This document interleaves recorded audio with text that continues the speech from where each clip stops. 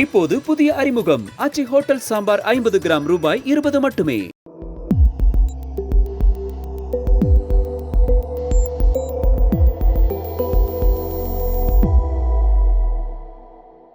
தமிழ் தளம் நேயர்களுக்கு வணக்கம். நம்மோடு உரையாட அரசியல் திறனாய்வாளர் திரு ரவீந்திரன் துரைசாமி அவர்கள் இணைந்திருக்காங்க. அவங்க பேசலாம். வணக்கம் சார். வணக்கம் தம்பி. ஸ்டாலின் அவர்கள் இன்று காலை 5000 ரூபாய் வந்து மகளிர் உரிமை தொகை அப்படின்னு சொல்லிட்டு எல்லா அக்கௌண்ட்லயும் கிட்டத்தட்ட 1.25 கோடி மகளிர் அக்கௌண்ட்ல வந்து கிரெடிட் பண்ணியிருக்காங்க.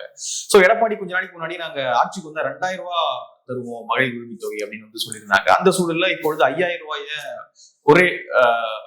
ஒரே தவணையாக வந்து போட்டிருக்காரு திரு ஸ்டாலின் அவர்கள். இது அரசியல்ல ஏதாவது பெரிய இம்பாக்ட் ஏற்படுத்தும். பீகார்ல ஏற்படுத்தின இம்பாக்ட், மகாராஷ்டிரால ஏற்படுத்தின இம்பாக்ட், ஹரியானா ஜார்க்கண்ட்ல ஏற்படுத்தின இம்பாக்ட். இலவசங்களுக்கு தமிழ்நாட்டில இருந்து ஆரம்பம். ஒரு ஆஸ்பிரேஷன்ஸ் ஓட்டு. ரூபாய்க்கு 3 பரிசு அண்ணா சொன்னது ஒரு ஆஸ்பிரேஷன். உணவு பற்றாக்குறை இருக்கும்போது 3 படி அரிசி நமக்கு தருவாருன்னு சொன்னா நாடார் வியாபாரிகள் அரிசியை பதுக்குறான், காமராஜ் அதற்கு துணை நிற்கிறாரு, அண்ணா அதை செய்வாருன்னு சொல்லும் போது அந்த இடத்துக்குள்ள மக்கள் வந்து அண்ணாவோட அந்த ப்ராமிஸை ஒரு ஆஸ்பிரேஷனோட எதிர்பார்த்து வாக்களிச்சாங்க. அதுக்குன்னு ஒரு வாக்கு வலிமை வரத்தான் செய்யும்.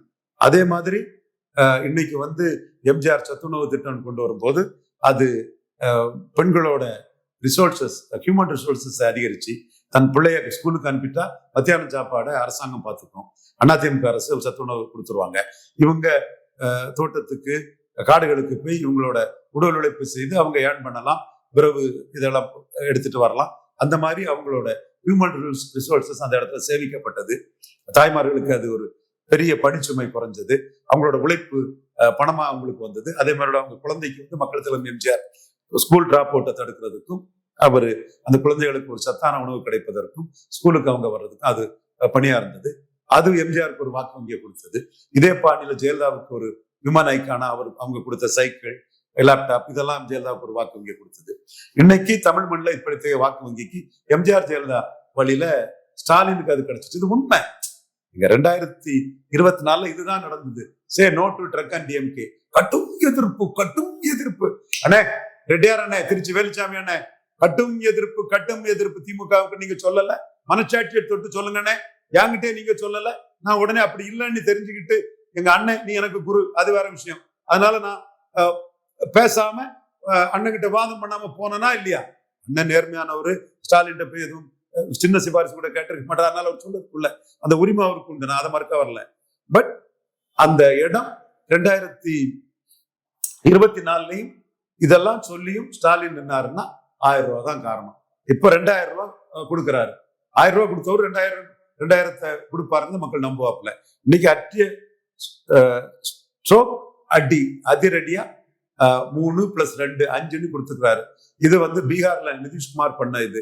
ஏற்கனவே உரிமை தொகை உங்கள் சகோதரன்னு அந்த ரேப்போவை ஒரு சவுகான் மத்திய பிரதேசல பண்ண மாதிரி, நிதிஷ்குமார் பிஜேபி கூட்டணியோட பீகார்ல பண்ண மாதிரி இவர் தலைமையில தெளிவா தனியாட்சி நடத்தியே அதை பண்ணி வச்சிருக்கிறாரு. ஸோ இந்த இலவசத்துக்கான எம்ஜிஆருக்கு கிடைச்ச ஒரு இது, ஒரு 2வது கட்டத்துக்கு பிறகு ஜெயலலிதாவுக்கு இலவசத்துக்கு கிடைச்ச ஒரு இது ஸ்டாலினுக்கு இந்த எலெக்ஷன்ல கூடுதல் வாக்கை பெற்றுக் கொடுக்கும். ஏன் எடப்பாடி கூட ஒரு குறிப்பிடத்தளவு வாக்குகள் வந்து 2021 அந்த கொரோனா பீரியட்ல அவர் கொடுத்த இது பொங்கல் இதுக்கெல்லாம் கொடுத்ததுதான் அவருக்கு கூடுதல் பலமான வாக்கை கொடுத்தது.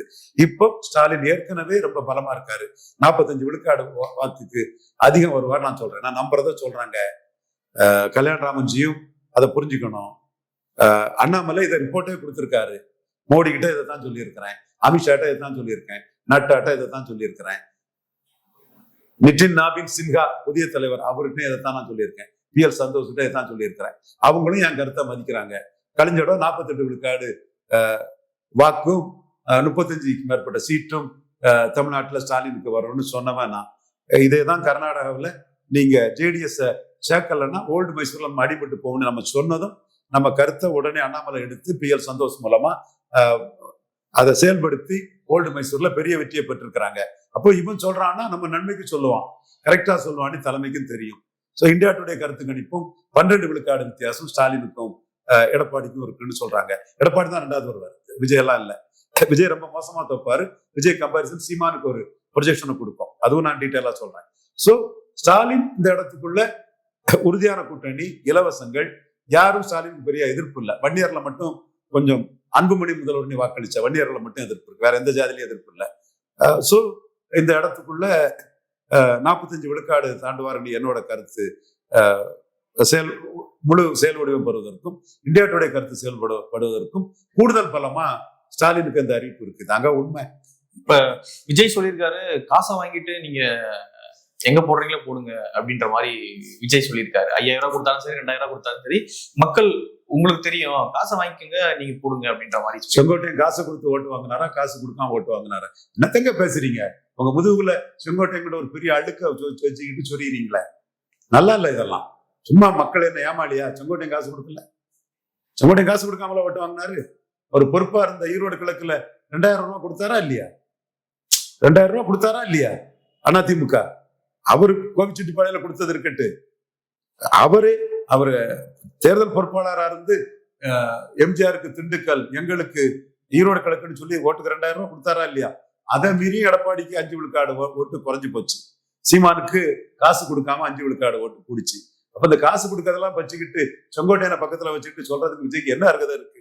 சீமானுக்கு மட்டும்தான் அதுக்கு அருகதை இருக்கு. அருகதையற்ற விஜய் இதுல.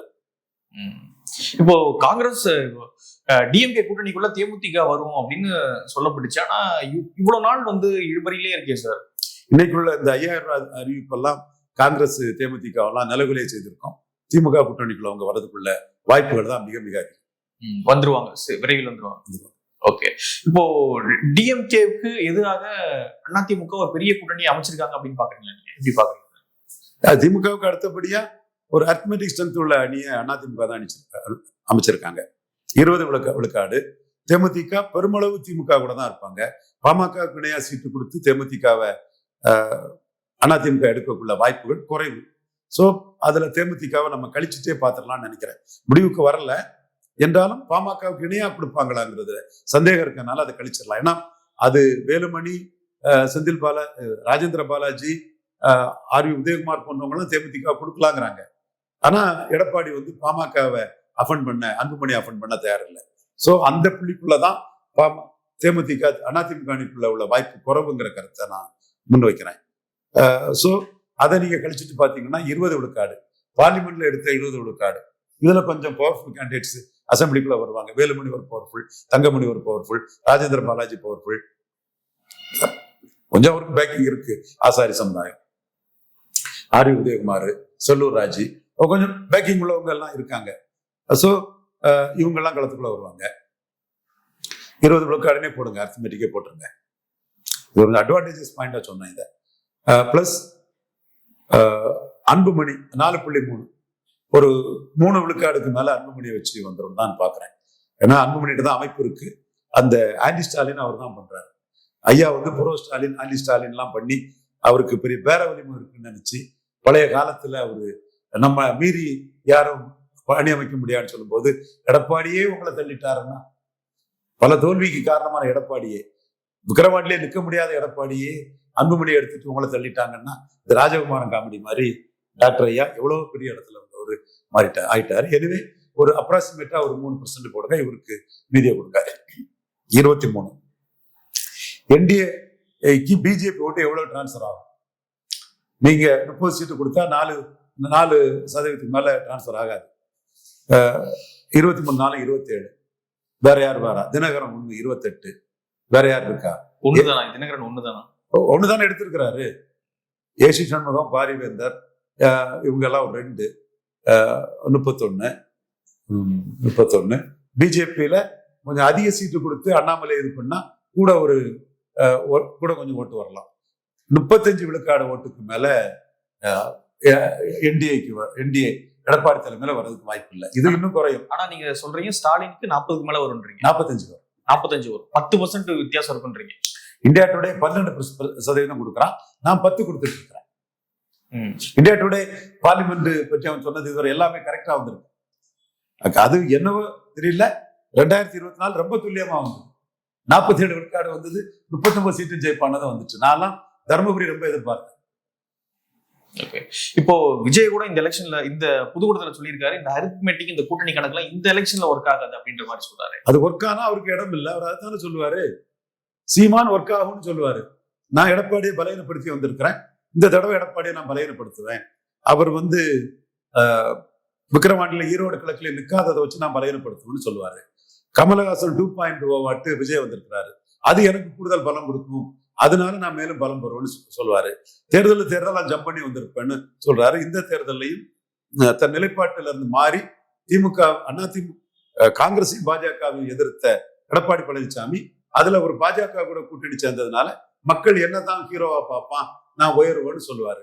அதே மாதிரி வர்றதுக்கு முன்னாடியே வாரிசு அரசியல் ஊழல் காங்கிரஸுக்கு கைத்தடியா ஒட்டுணியா ஊதுகுழலா வந்த விஜய மக்கள் புறந்தள்ளுவான், சீமான் தான் ஹீரோ, காங்கிரஸையும் பாஜகவையும் போட்டா எடுத்து நிற்கிறாயான்னு நான் உயர்வேன்னு சொல்றாரு. அவர் உயர்வேன்னு சொல்றதுக்கு 3 இடத்துல அவர் உயர்ந்த ஆதாரங்கள் இருக்குது. ஈரோடு கிழக்குல அவரு எடப்பாடி 5 விழுக்காடு கீழே போய் ஒரு 5 விழுக்காடு உயர்ந்த ஆதாரம் இருக்குது. புதுச்சேரியிலையும் கன்னியாகுமரியிலையும் எடப்பாடி 4வது அனுப்பின ஆதாரம் இருக்குது. தென் மாவட்டத்துல எடப்பாடியோட 30,000 ஓட்டு எடுத்த ஆதாரம் இருக்குது. ஆதாரங்களின் அடிப்படையா மக்கள் கூட இருந்து களத்தை விட்டு ஓடிய நாய்கள்னு எடப்பாடியையும் என்டியையும் விஜயும் நாயின்னு அடிக்கிறாரு, போல்டா அடிக்கிறாரு, களத்தை விட்டு ஓடி போன நாய்கள்னு அடிக்கிறாரு. அப்போ அவரு உயர்வாருன்னா அது உண்மை, தரவுகள் இருக்குது. இவரு சொல்றதுக்கு முன்னுதாரணம் இல்ல, கிளைம் பண்ணலாம், அது ஒரு உரிமை. நேத்து இவர் உயர்ந்ததுக்கு ஒன்னும் ஆதாரம் கிடையாது. சீமான் உயர்ந்ததுக்கு 3 ஆதாரம் இருக்கு. ஜெயலலிதா உயிரோடு இருக்கும்போது 1 விழுக்காடால் இருந்த சீமான் 19 உயர்ந்து 21 உயர்ந்து 24 உயர்ந்து சாதிச்சிருக்கிறாரு. ஈரோடு கிழக்கு இடைத்தேர்தலில் உயர்ந்ததுனாலதான் 2வது ஈரோடு கிழக்கு இடைத்தேர்தல எடப்பாடியே களத்தை விட்டு ஓடிட்டாரு.